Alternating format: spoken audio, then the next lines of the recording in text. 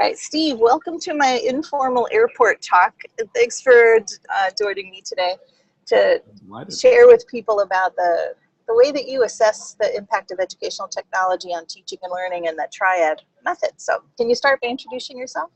Sure, I'm Steve Ehrmann. I'm the Associate Director for Research and Evaluation at the William E. Kerwin Center for Academic Innovation, which is in the system office of the University System of Maryland. USM is, College Park and University of Maryland, University College, and 9 other universities in Maryland. I guess I've been around because the ideas that we want to talk about were things that were occurring to me when I was, I guess, at the Annenberg CPB projects in the 1980s. Annenberg's heritage was instructional television. I was brought in to be the program officer for interactive technologies. And one of the things I began noticing, both from inside Annenberg and in the larger world, was that people assumed that there was a direct linkage between a technology, like a video program or a piece of computer-aided instruction on the one hand, and with educational outcomes on the other. But the evaluative evidence was kind of all over the map, including a significant amount that was saying no significant difference. So that was kind of a curious thing. And in looking both at the literature and also just at sort of everyday experience, it occurred to me that what matters in learning is not what you do it with, it's what you do. The technology enables you to do certain things, but you have to make choices about how to use it. I'll give you a simple example of this that came out of a study that was done at Annenberg a little later than the time that I'm talking about. Annenberg had begun in the mid-'80s to distribute what had been public television programs on video cassettes. And a study was done about how learners in distance education courses used the videos. And the answer to the researchers' surprise was they used it just like public television, which is to say they would wait for a time when they had an hour, they would turn on the VCR, and an hour later they would, for the first time, turn it off. They didn't pause, they didn't rewind, they just watched it from end to end. About 8 or 9 years later, exactly the same study was done, but now people were using the video differently. They'd become VCR illiterate, if you want to put it that way. But I think more it was they'd learned that there were better ways to study than watching a lecture live, especially when it actually wasn't live. That if you wanted to think about a point or just had something else to do, you could pause at any point, you could rewind.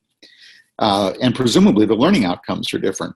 If you just watch an uninterrupted lecture for an hour, imagine how much you can miss or get wrong when you're taking notes versus being able to pause it.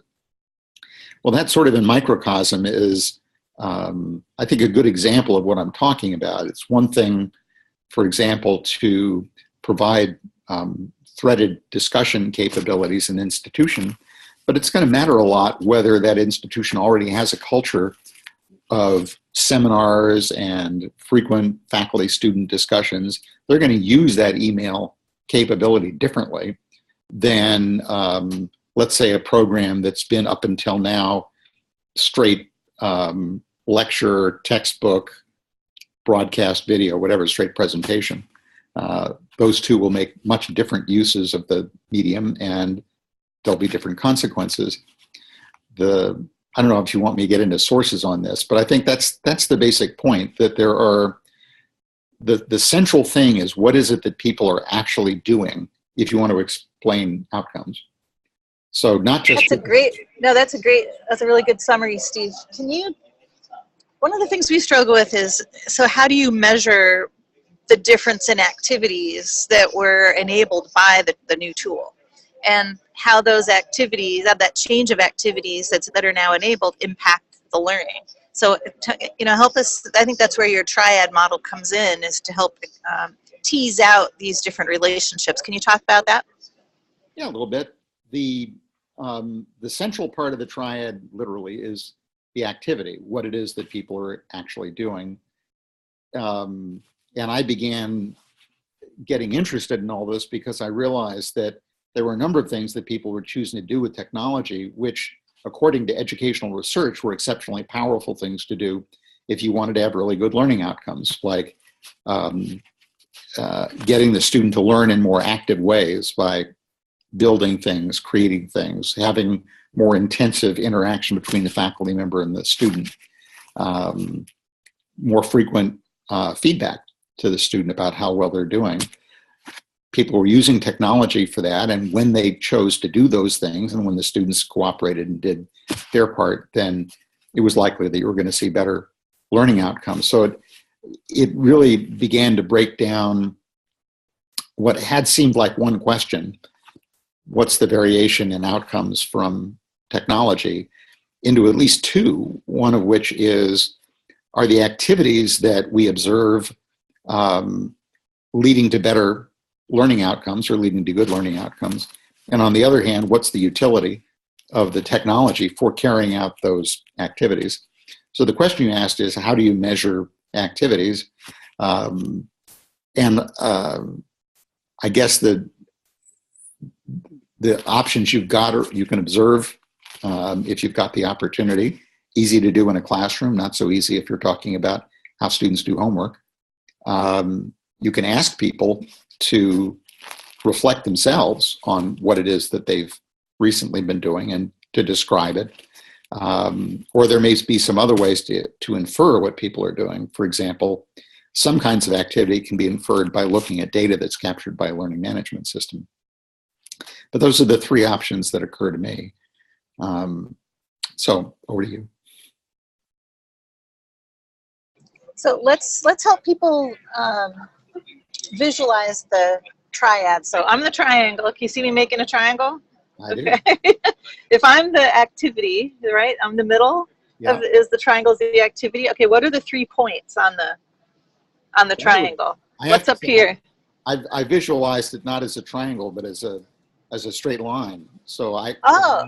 In my pictures, if you're trying to, imagine the outcomes on the left,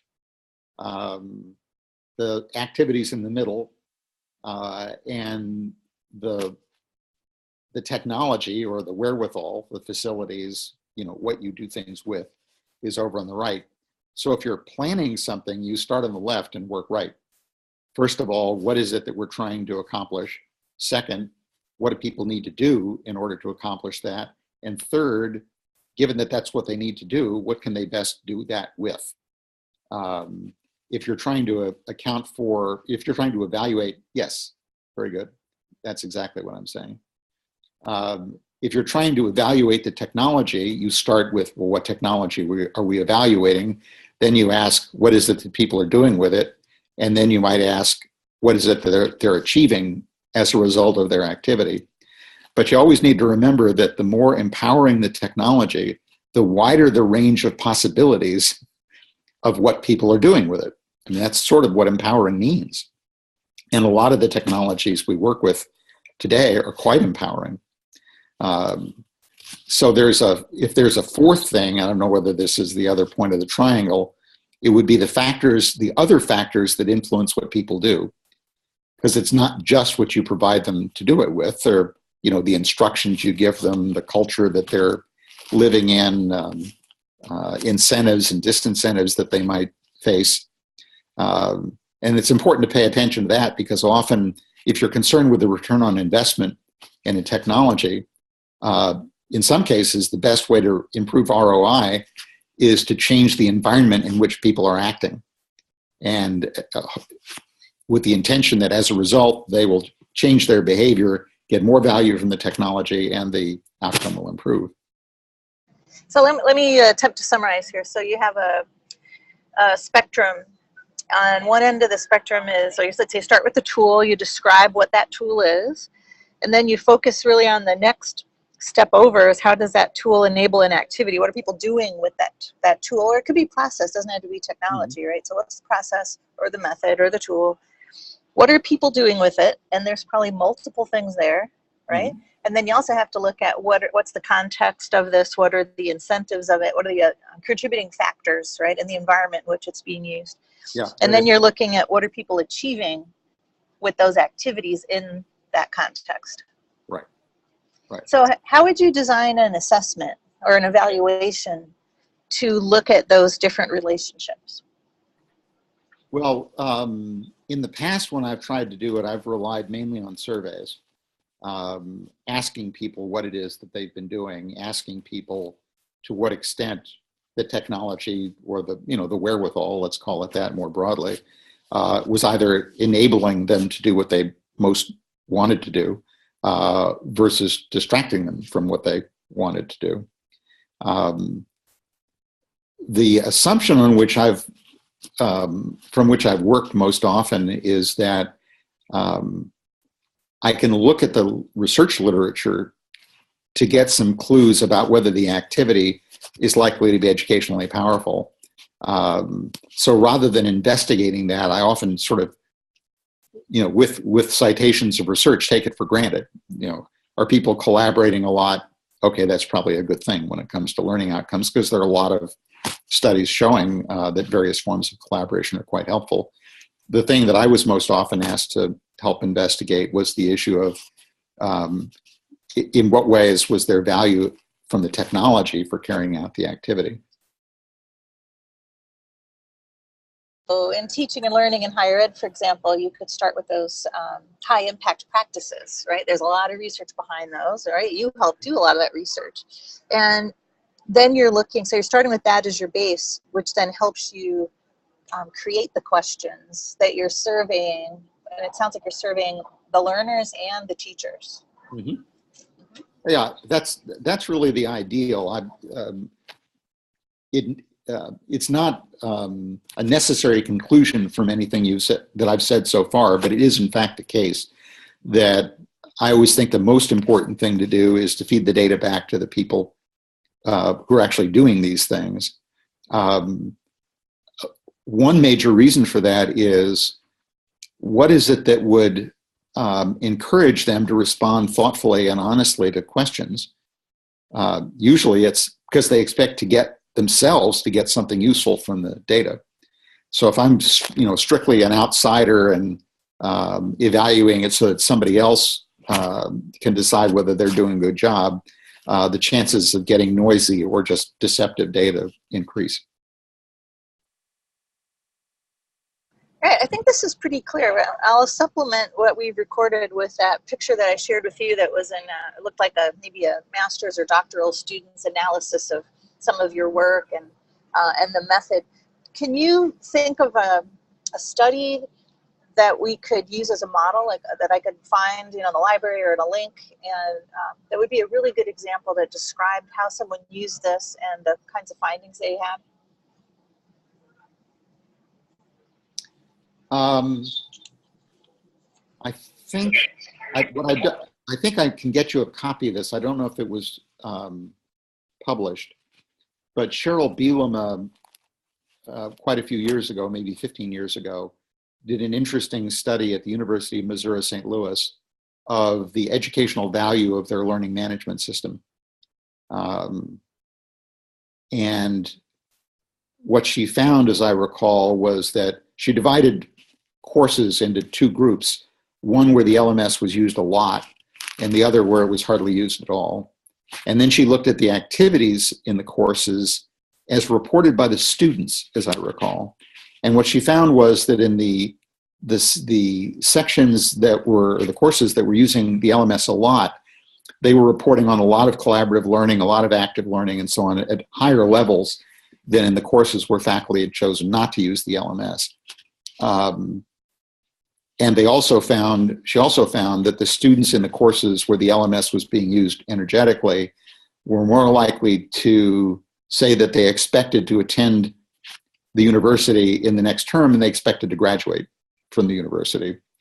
Now, the moral of that is not that the LMS caused any of this. I think it is that faculty who were interested in teaching well in those ways found the LMS a useful tool.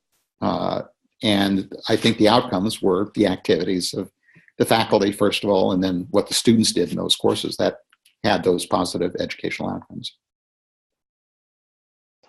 Steve, this is great. This is a nice short summary of a way to look at the relationships between activities and outcomes and the context and the tools and methods. And we look forward to trying out some of these ideas and the evaluation of the work we're doing with our I3 core, many of whom are trying to get adoption or to try out as an experiment some new method or tool in the work of engagement with communities or in delivering an extension program. And we're looking for ways to have a more robust visual, more visible and a more measurable impact is our real goal. So I think this technique, we might be able to yield some good results. So if we do, well, even if we don't, I'll be happy to share our progress and our results. And would you be available to, if we have a couple folks that want to try this out for their program evaluation, let's say, would you serve as a key informant and maybe give us a critique of a draft that as we're putting these ideas together? Yeah, I'd be happy to. That would be great. Thank you, Steve. You're welcome. All right, well, this will end our little discussion interview, and I look forward to seeing you in DC when I'm there next. Okay, I'm very much looking forward to that too, Chris. Yeah, me too. It's good to spend some time with you this morning. Thanks, Steve. Thanks a lot. Safe travel home. Thank you. All right, bye for now. Bye-bye.